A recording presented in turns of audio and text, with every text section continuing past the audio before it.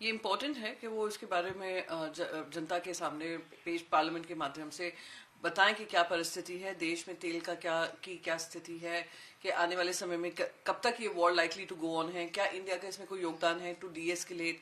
क्योंकि दो तीन चीजें हुई हैं। इंडिया अपना जो एनर्जी नीड्स है, रिक्वायरमेंट्स है, सबसे ज्यादा इम्पोर्ट करता है, तो उसके चलते कि क्या जनता के ऊपर इसका भार आएगा। जैसे ही क्राइसिस शुरू हुई थी कहा गया था हमारे पास पर्याप्त तेल है, पर्याप्त सारी चीजें हैं और हम सारे रिसोर्सेज है, स्टॉक है हमारे पास। पर क्राइसिस के एक हफ्ते के अंदर अंदर ही एलपीजी गैस प्राइसेस बढ़ा दिए गए। तो जब डिस्काउंटेड ऑयल खरीदते थे तो उसका जो फायदा होता था जनता को नहीं मिलता था।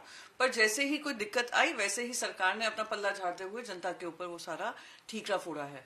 तो वो बताएंगे क्या स्थिति है। यूएस ने किस आधार पे कहा कि they will allow India to buy Russian oil. 30 दिन का उन्होंने जो राहत दी है, अलाउ किया है, वो क्या हमने अपने नेशनल सिक्योरिटी इंटरेस्ट उनके हवाले कर दिए हैं? उसका वो जवाब देंगे। थर्ड इम्पोर्टेंट, वो जो ईरान की वॉरशिप आई हुई थी, इंडिया की इनविटेशन पे आई हुई थी, और हमारी जो इंडियन नेवी है, हमारी जो सरकार है, हमेशा से गार्डियंस ऑफ इंडियन ओशन अपने आप को कहते हैं। तो उसी इंडियन ओशन में ऐसे वॉरशिप को टॉर्पीडो कर देना, ये कहाँ तक सही है? क्या हमने उसकी निंदा की है? क्या हमने यूएस से उसके बारे में बात की है? ये भी एक इम्पॉर्टेंट चीज है कि उसका क्लैरिफिकेशन देंगे। Last but not the least, Khamenei की जो डेथ हुई, जो वॉर ना डिक्लेयर करते हुए किसी देश के ऊपर हमला कर देना जो इसराइल ने शुरुआत की, वो यूनाइटेड नेशंस के मेंबर नेशंस का जो चार्टर साइन किया है उसी के खिलाफ जाता है।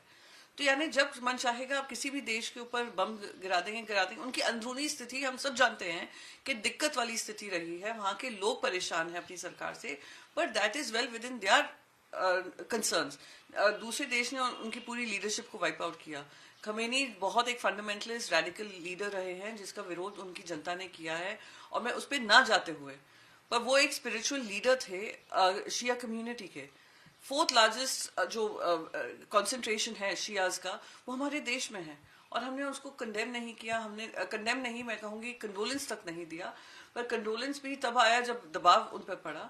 तो ये सारी परिस्थिति क्या है, क्या इंडिया का रोल है, कैसे इंडिया उससे आगे बढ़ेगी, क्या इन्फ्लेशन पे भार पड़ेगा, क्या महंगाई की परिस्थिति होगी, ये सारी चीज वो हमें बताएंगे। तो मैं I am looking forward to his statement. Ma'am, Lok Sabha